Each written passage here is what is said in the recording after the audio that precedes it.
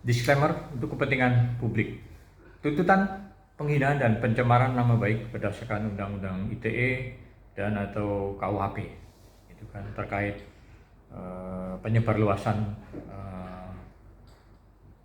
oleh pihak-pihak tertentu. Jas pengalamanku, logikaku, pikiranku, pengertianku, pemahamanku, keyakinanku, ingatanku, dan analisaku. Bahwa menurut pendapatku bahwa pada dasarnya memang setiap orang itu memiliki kehormatan, nama baik dan harga diri, sehingga memang harus dipertahankan tentang harga diri, kehormatan dan nama baik ini di dalam kehidupan sosial masyarakat maupun di dalam hukum. Jadi yang ingin saya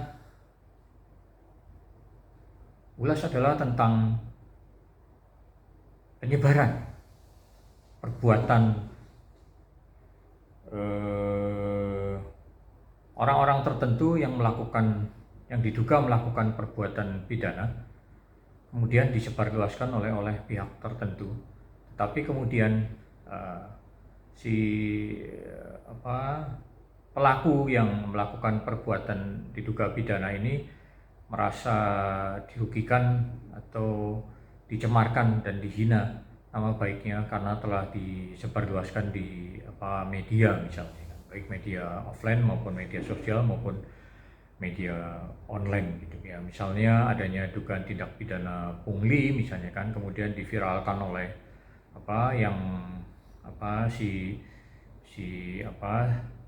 yang dipungli gitu kan, kemudian diviralkan, tetapi kemudian yang melakukan tindak pidana pungli atau pemerasan dan lain-lain itu, yang diduga melakukan tindak pidana pungli dan pemerasan dan lain-lain itu kemudian menuntut ya kan si korban si korban yang diduga dipungli atau diperas ini dengan dugaan perbuatan melawan hukum, penghinaan, pencemaran nama baik berdasarkan Undang-Undang ITE dan KUHP. Jadi ini yang ingin saya permasalahkan gitu. Karena apa? Yaitu setiap orang memang memiliki hak untuk mempertahankan kehormatan, nama baik dan harga dirinya. Jadi memang sah-sah saja gitu kan si pihak yang salah satu pihak itu yang merasa dirugikan kemudian menuntut dengan hukum tentang penghinaan, pencemaran nama baik gitu kan berdasarkan Undang-Undang ITE dan atau KUHP gitu kan, kemudian menuntut juga permintaan maaf secara terbuka gitu kan. Nah, ini yang menurut saya pihak penyidik, penuntut dan majelis hakim seharusnya bersikap bijaksana gitu kan. Bagaimana mungkin gitu kan seseorang yang sudah melakukan perbuatan diduga pidana, misalnya pemerasan, pungli dan lain-lain gitu kan, yang ada alat buktinya yang disebarluaskan oleh si korban, kemudian menuntut kepada korban gitu kan penghinaan, pencemaran nama baik gitu kan. Nah, ini yang menurut saya cukup aneh gitu kan. Karena kalau orang si pelaku, diduga pelaku itu juga sudah melakukan satu perbuatan tindak pidana yang melawan hukum atau tercela, yang jelas juga sebetulnya sudah merendahkan harga diri, kehormatan dan nama baik dirinya sendiri, lah kok kenapa malah menuntut ya kan tentang penghinaan, pencemaran nama baik dan kehormatannya gitu kan. Itu kan aneh gitu kan. Seharusnya kan tuntutan terkait tentang kehormatan, harga diri dan nama baik atau penghinaan itu kan hanya dilakukan oleh orang yang memang tidak melakukan perbuatan tercela gitu kan. Ya memang meskipun memang ada Undang-Undang ITE tentang penghinaan dan pencemaran nama baik via media sosial atau elektronik, media elektronik, dan atau KUHP tentang penghinaan dan pencemaran nama baik, tetapi menurut saya khususnya majelis hakim itu harus lebih bijaksana, karena majelis hakim itu dapat membuat terobosan hukum atau menemukan hukum bahwa misalnya undang-undang tentang pencemaran nama baik gitu kan, atau undang-undang ITE dan atau KUHP ini sudah kurang layak ya di era sekarang ini. Karena apa? Itu dikaitkan dengan si penuntut gitu kan. Kalau penuntutnya sendiri memang sudah ada bukti diduga melakukan perbuatan yang tercela, yang sudah melukai harga diri dan kehormatannya sendiri, dalam arti sudah dirusak oleh dirinya sendiri, bagaimana mungkin dia bisa menuntut ya kan bahwa dirinya itu dihina, dicemarkan nama baik, dilukai kehormatan dan harga diri. Jadi ini kan dualisme gitu kan. Kecuali memang bahwa orang yang menuntut itu memang benar-benar tidak pernah melakukan perbuatan tercela atau melakukan perbuatan tercemar yang merusak nama baik, harga diri, dan menghina harga dirinya sendiri, kehormatannya gitu kan. Ya, jadi kalaupun memang hal itu terjadi, sudah seharusnya majelis hakim itu ya kan di dalam putusannya seharusnya ya kan, atau di awal eksepsinya ya kan menerima ya kan eksepsi dari terduga korban yang dituntut gitu kan oleh pelaku, diduga pelaku yang sebenarnya memang sudah ada alat bukti elektronik dan atau lain-lain yang membuktikan bahwa si penuntut ini telah melakukan perbuatan tercela gitu kan, yang sebetulnya sudah merusak harga diri, kehormatan, nama baik ya kan dirinya sendiri gitu.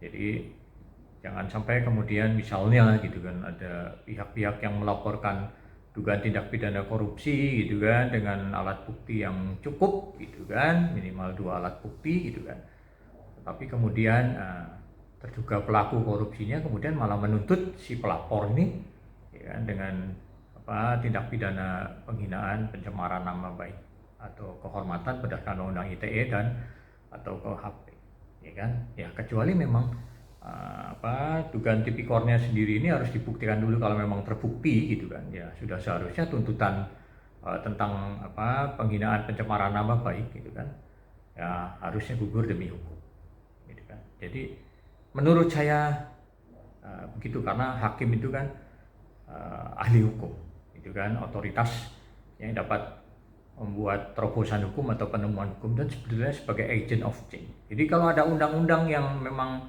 dirasa melanggar kepatutan ya kan, meskipun bunyi undang-undangnya tertulis letterlucknya jelas ya kan bahwa pihak-pihak berhak untuk menuntut berdasarkan undang-undang tersebut ya kan, ya disinilah peranan agent of change dari majelis hakim ya kan untuk menganulir gitu kan tuntutan kepada korban ya kan, ya, yang sebetulnya membuka fakta tentang perbuatan tercela, diduga perbuatan tercela dari si pelaku yang menuntut dengan dasar penghinaan, pencemaran nama baik berdasarkan undang-undang ITE atau KUHP gitu kan. Jadi saya rasa majelis hakim harus bertindak demikian profesional ya kan, karena ya kan undang-undang baik khususnya yang tertulis gitu kan, dia adalah benda mati ya kan, tidak akan berakibat apapun atau membawa akibat apapun ya kan, atau tidak berarti apa-apa kecuali itu dilaksanakan oleh pelaksana undang-undangnya gitu kan. Dalam hal ini ya jelas penyidik, penuntut atau majelis hakim ya kan. Jadi yang bisa mengextended ya kan, menginterpretasi, menafsirkan bahwa adanya dugaan ketidaklayakan dari undang-undang yang tertulis gitu kan. Jadi bisa menggunakan berdasarkan kepatutan atau undang-undang tidak tertulis atau kebiasaan yang hidup dalam masyarakat yang baik gitu kan, untuk meloloskan dari si korban gitu kan. Jadi tindakan sewenang-wenang dari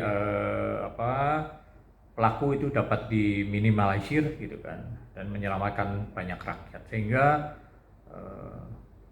dugaan pihak-pihak tertentu yang melakukan dugaan tercela bahkan bisa diproses berdasarkan laporan dari si pelaku ya kan, yang telah disebarluaskan oleh korban gitu kan. Jadi ini juga justru malah membantu sebetulnya kan. Jadi korban yang menyebarluaskan itu kan membantu. Yang penting terdapat alat bukti minimnya gitu kan. Dan sudah saatnya juga gitu kan, di era sekarang ini menurut saya, terutama KUHP gitu kan ya, udah dari tahun 1981 gitu kan, sudah seharusnya diamandemen gitu kan. Dan yang paling utama adalah alat bukti itu minimal itu harusnya 3 ya gitu kan. Jadi agar supaya semuanya dapat, penyidik, penuntut, dan majelis hakim dapat bekerja secara maksimal untuk menemukan alat bukti minimal 3 bukan 2 lagi gitu kan. Karena sekarang kan sudah ada alat bukti digital, alat bukti elektronik, misal rekaman dan lain-lain. Jadi menurut saya juga ya, undang-undang KUHP ya kan, kekuasaan kehakiman dan lain-lain sudah saatnya memang benar-benar harus dirubah mengikuti perkembangan zaman yang era digitalisasi sekarang ini. Demikian, semoga hal ini dapat bermanfaat. Salam sukses dan sehat selalu. Home sweet home. Yes.